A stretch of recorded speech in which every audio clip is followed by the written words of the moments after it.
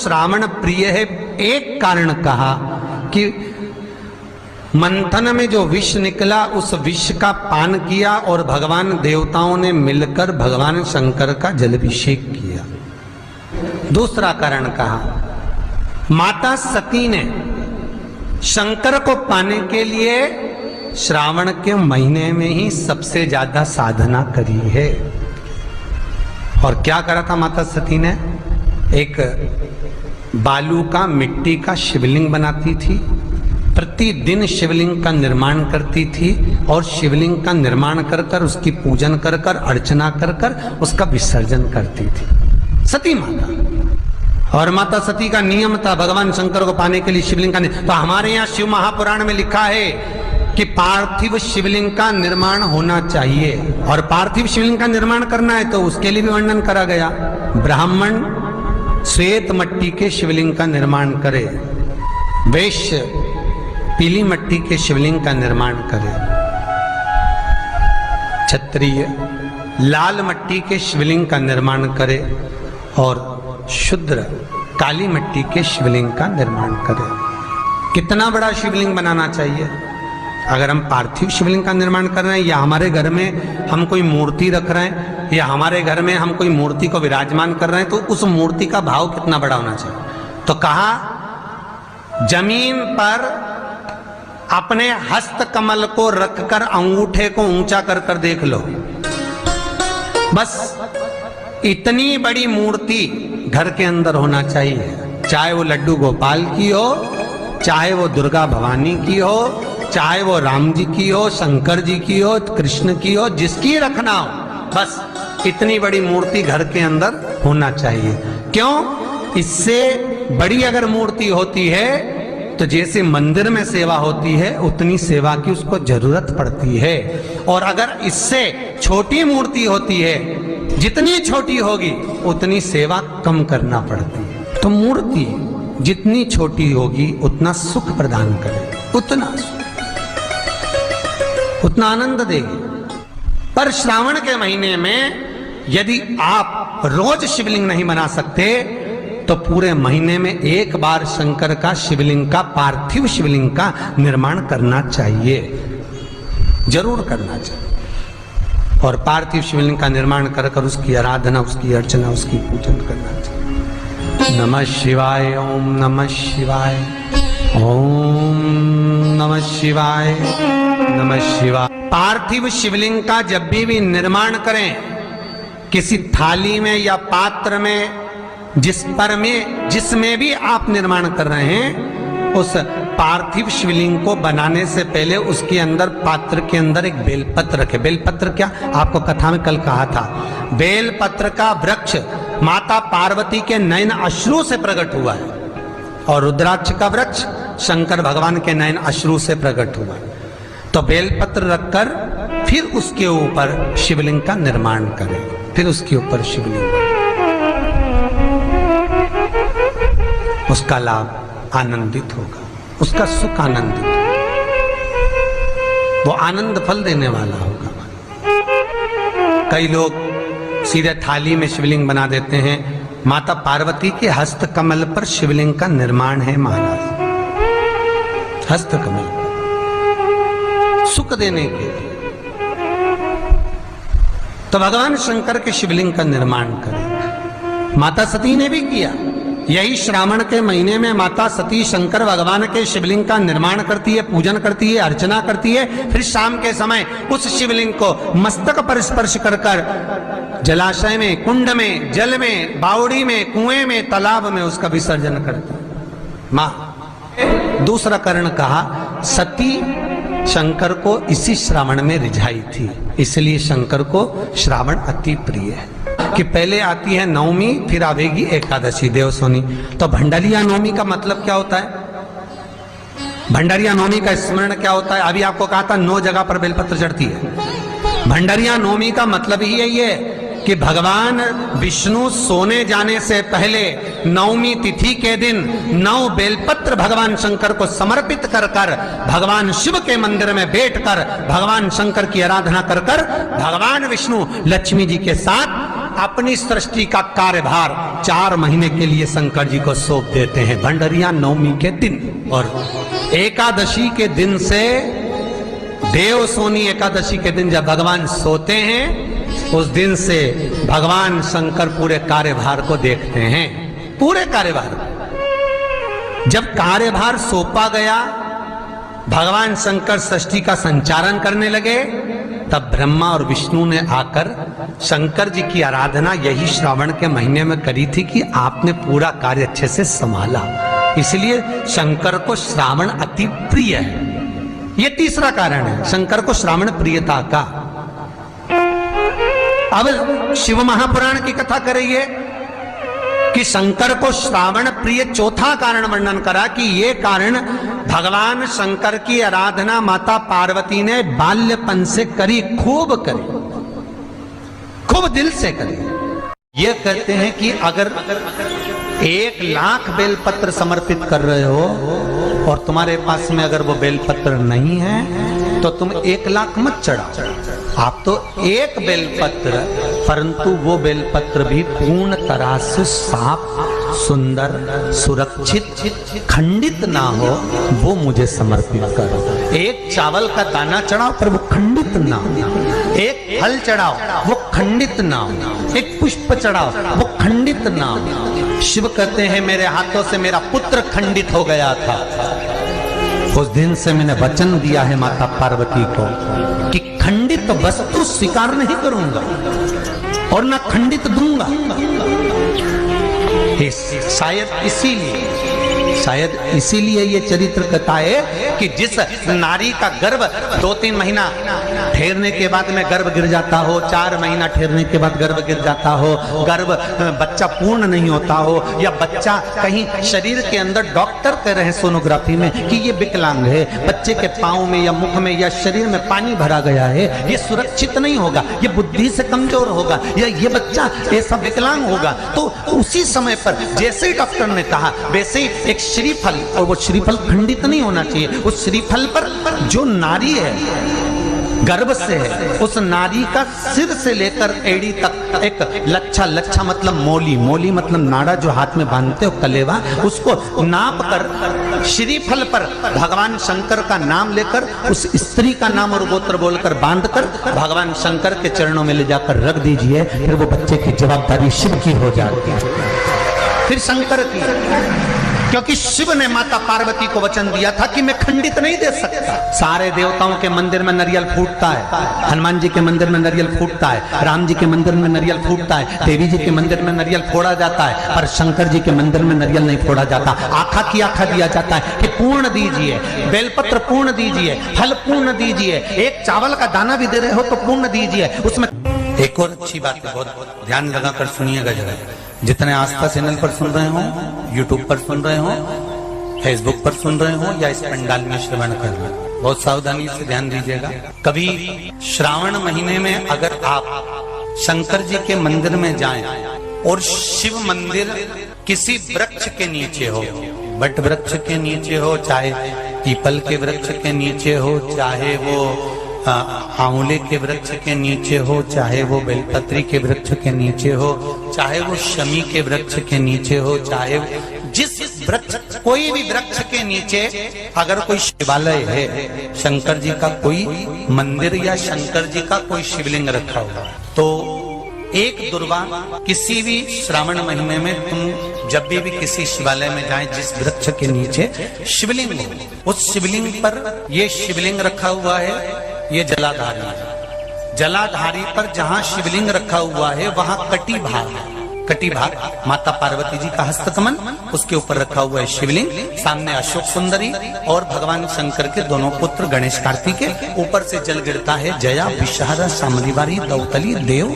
ये भगवान शंकर की 5 बेटियां। तो जो कटी भाग है, इस कटी भाग पर अगर मात्र एक दुर्वा समर्पित कर जिसकी किडनी या लीवर डैमेज हो रहा हो, काम नहीं कर रहा हो, या किडनी लीवर में कोई तकलीफ हो रही हो, या डायलिसिस चल रहा हो तो मात्र एक दुर्वा उस कटी भाग पर श्रावण महीने में समर्पित कर कर उस दुर्वा के 7 टुकड़े कर कर 7 दिन प्रतिदिन सुबह के समय पर उसको चबाकर खा लेने पर या निगल जाने पर धीरे धीरे धीरे धीरे डायलिसिस बंद होने लगता है और किडनी लीवर अपना काम करना प्रारंभ कर देते हैं। एक दुर्वा, कितनी दुर्वा? एक दुर्वा, मात्र एक दुर्वा। शंकर भगवान पर चढ़े हुए जल जब नीचे की ओर आता है, जिस जगह पर जल गिरता है उस जगह पर मात्र एक दुर्वा अपनी कामना कर कर इस शरीर के सुख के लिए शंकर भगवान के जल गिरने वाले स्थान के पास में अवधूतेश्वर महादेव के नाम से रख दी जाती है तो जिंदगी में कभी बड़ी बीमारी नहीं आती। उसी तरह इससे रोग को समाप्त करने के लिए दुर्वा का प्रयोग किया गया। आप लोगों ने पूर्व में जो शिव महापुराण की कथा कुबेरेश्वर बाबा की धरा से करी थी वो आप लोगों को ध्यान में होगा। दुर्वा कैसे उत्पन्न हुई थी, दुर्वा का महत्व क्या है, कितनी दुर्वा चढ़ाना चाहिए, कैसी दुर्वा चढ़ाना चाहिए, दुर्वा की उत्पत्ति कहाँ से हुई है, दुर्वा तोड़ने के बाद पानी में डालने के बाद फिर हरी हो जाती है, इसका क्या कारण है, दुर्वा गणेश जी को क्यों चढ़ाई जाती है, शंकर जी को दुर्वा किस स्थान पर चढ़ाई जाती है, ये सारी कथा आपको पूर्व में इसी कुबेरेश्वर बाबा के पावन धरा से सुना चुके हैं जो टीवी पर डली हुई है। कभी आपने नहीं सुनी हो तो यूट्यूब पर से दुर्वा महापुराण की कथा आप निकाल कर उसको श्रवण कर सकते। उसमें वर्णन किया है कि इस दुर्वा का महत्व क्या है, दुर्वा का क्या। मात्र एक दुर्वा शिवलिंग पर चढ़े हुए जल जहां से नीचे की ओर गिरता है उस जगह पर मात्र अपने शरीर की कामना करते हुए भगवान से रोग मुक्ति के लिए एक दुर्वा अगर समर्पित कर दी जाए तो कोई बड़ी बीमारी जिंदगी में आ ही नहीं सकती, ग्रहण ही नहीं पाती, मतलब ग्रसित नहीं कर सकती। श्रावण के महीने की श्रावण शिव महापुराण की कथा सुन रहे हो, एक बात दिल से बताना, जितनी सौभाग्यवती माताएं होती हैं ये संक्रांति पर भी 13 चीजें दान करती हैं, 14 चीजें दान करती हैं। बीच में कोई 16 सोमवार का उद्यापन करेंगी तो भी सुहाग की सामग्री देंगी, उद्यापन करेंगी तो भी सुहाग की सामग्री देंगी, कोई कार्य करेंगी तो भी सौभाग्य की सामग्री देंगी। सौभाग्य की सामग्री का दान क्यों किया जाए, सौभाग्य सूचक वस्तुओं का दान क्यों किया जाए, सौभाग्य की वस्तुएं क्यों प्रदान करी जाती है, क्यों दी जाती है, उसका कारण क्या है।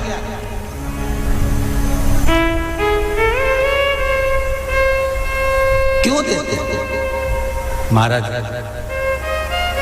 भारत की भूमि की सौभाग्यवती माताओं का एक मन की अभिलाषा रहती है, भारत की भूमि की माताओं की एक अभिलाषा रहती है कि जब उसके प्राण छूटे तो अखंड सौभाग्य धारण करके पति के कंधे पर और पुत्र के कंधे पर शमशान कर।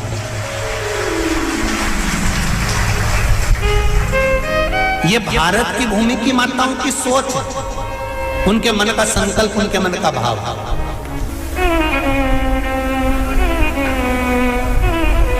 क्यों देते हैं चूड़ी का दान, क्यों देते हैं बिंदी का दान, क्यों देते हैं अखंड सौभाग्य का दान, किस महाराज?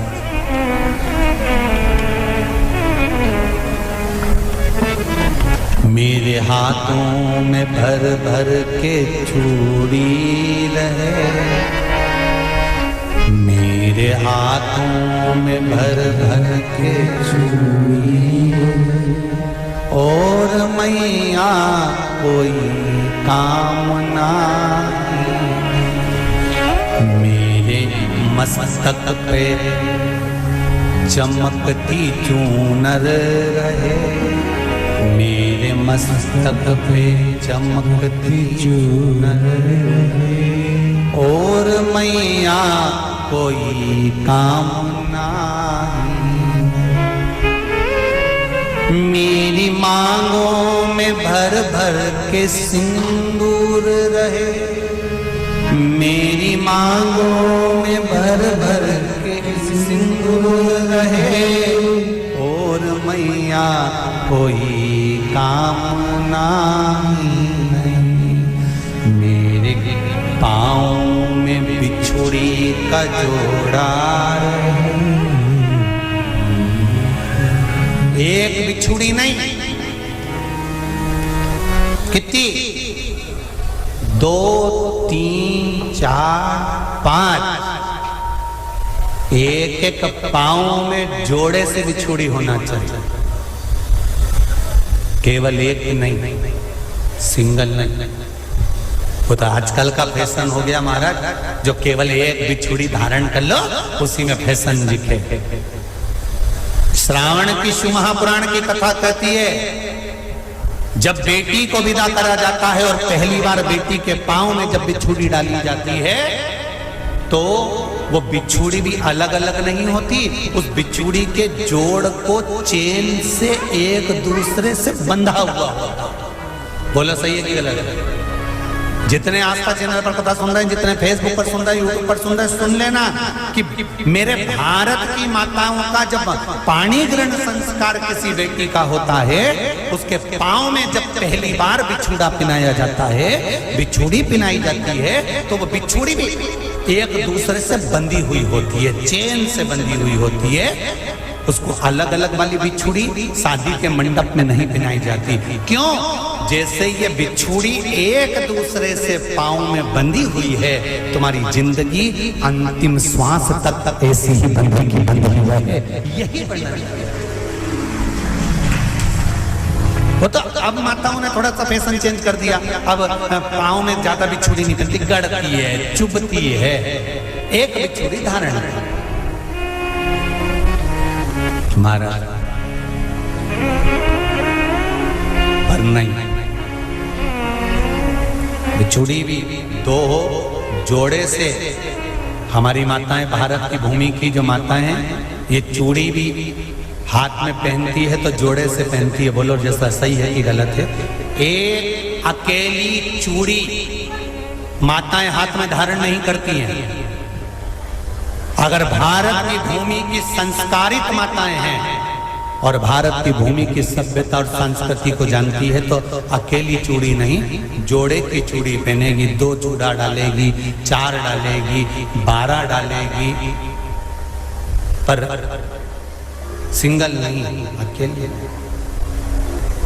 श्रावण के महीने की शिव महापुराण की कथा, जिसका नाम है श्रावण शिव महापुराण की कथा, ये कहती है कि पार्वती जी ने और गंगा जी ने ये चतुर्मास में जितना सौभाग्य का दान दिया है, उनके बराबर दुनिया का कोई व्यक्ति इतना सौभाग्य का दान नहीं दे सकता, जो माता गंगा और पार्वती दोनों दान दे रहे हैं।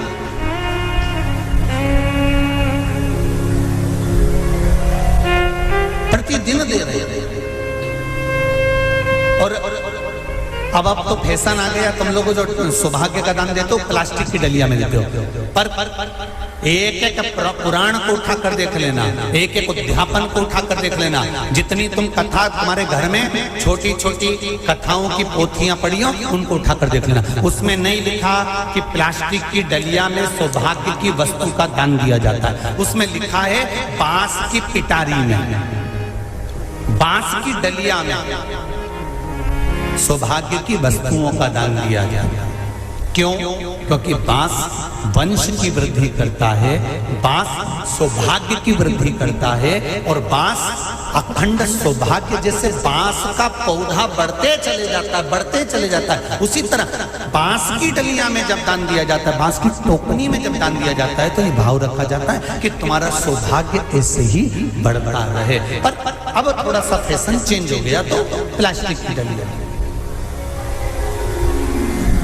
पर प्लास्टिक की नहीं। तो गंगा मैया और पार्वती मैया चतुर्मास के अंतर्गत जो त्योहार पड़ता है, चतुर्मास के अंतर्गत जो व्रत पड़ते हैं, ये किसी दूसरे के नहीं है। तीज का व्रत माता पार्वती का, छठ का व्रत माता पार्वती का, चतुर्थी का व्रत माता पार्वती का, ये सारे व्रतों की शुरुआत गंगा और पार्वती ने अपने बल से